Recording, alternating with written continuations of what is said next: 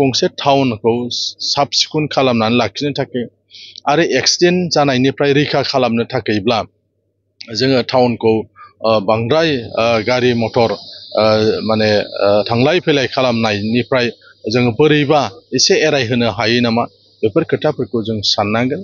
गोबाव समनिफ्रायनो माने आइएसबिटिनि थाखायबो क'क्राझाराव हा नागिरबाय थानाय जादोंमोन, नाथाय थोजासे बा खाथियावनो बेबायदि गुवार हा बेबायदि मोनैनि थाखाय खालामनो हानाय जायाखैमोन। नाथाय दिनै इउएन ब्रह्म पाब्लिक बास टार्मिनासआ बेखौ जे खालामबाय बिथांमोनखौ आं साबायखर बावदों। इउएन ब्रह्म पाब्लिक बास टार्मिनास जे आफाद दङ बिथांमोना दिनै गोदानै बावहाय प्राय 150सो बास बा विंगारफोर दोनजानाय मोनसे बिथांमोना बास स्टेन्ड दिनै बेखेवदों आरो बिथांमोना फोरमायदों जे नाराबारियाव मोनसे आरो औवाबारियाव मोनसे जागोन।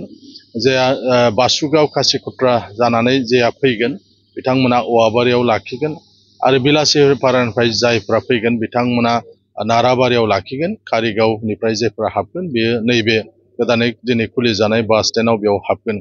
दा आङो रायजो राजाफोरखौ खावलायनो लुबैदों जेन' बयबो गोदानै खुलिनाय जे बास स्टेन्ड बे बाहाय जाहाथे थांलाय फैलाय खालामनो थाखाय जेफोर बास थागोन बेवसिम जाहाथे फैयो। बास मालिकफोरखौबो आं खावलायनो लुबैदों गोदान बास स्टेन्डआव जेन' बिथांमोना खावलायनाय बायदि गारिखौ दोननायनि जाहाथे बेबस्था लायो।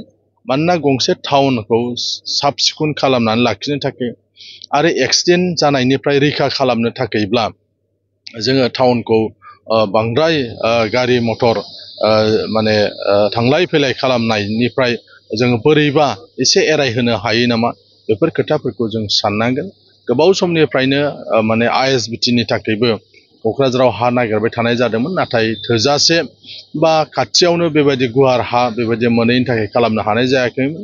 नाथाय दिनै इउएन ब्रह्म पाब्लिक बास टार्मिनासआ बेखौ जे खालामबाय बिथांमोनखौ आं साबायखर बावदों। उननि समाव क'क्राझारखौ टाउनखौ माने साखोन सिखोन लाखिनाय आरो मोनसे समाय होनायनि थाखाय जों बायदि रोखोम जे हाबाफारि जों लालांनांगौ बेवहाय सरकार आरो बेसरकारि फसंथानफ्रा बयबो मदद होलायलांगोन आरो बेजोंसो जों क'क्राझार टाउनखौ जौगाहोनायनि लामाफोरखौ जों लानो हागोन।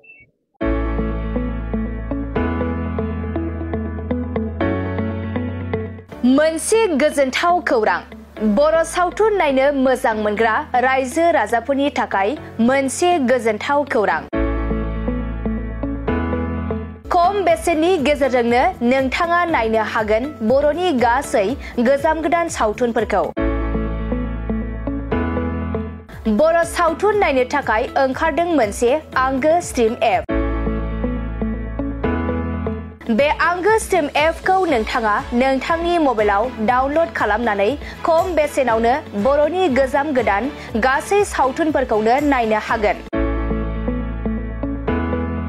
लोगोसे फैबाय थानाय समावबो बड' वेब सिरिज, डकुमेन्ट्रिज बायदिफोरखौबो नोंथाङा बे आंगो स्ट्रिम एपनि गेजेरजोंनो नुनो मोनगोन। बेनि अनगायैबो बर' सावथुननि दिहुनगिरिफोराबो बे आंगो स्ट्रिम एपआव गाव गावनि सावथुनखौ आपल'ड होनो थाखाय खौरां लाहरनो हागोन। आरो जाय बिथांमोननि सावथुनफोरा इउटुबाव पाब्लिश जायाखै बिथांमोनाबो बे एपआव आपल'ड होनो थाखाय खौरां लाहरनो हागोन। बेनिखायनो बर' सावथुननि दिहुनगिरि बिथांमोनहा गाव गावनि सावथुनखौ बे आंगो स्ट्रिम एपआव आपल'ड होनो गोसो दंब्ला नैबे 7086320938 जानबुं नम्बराव खौरां लाहरनो हागोन।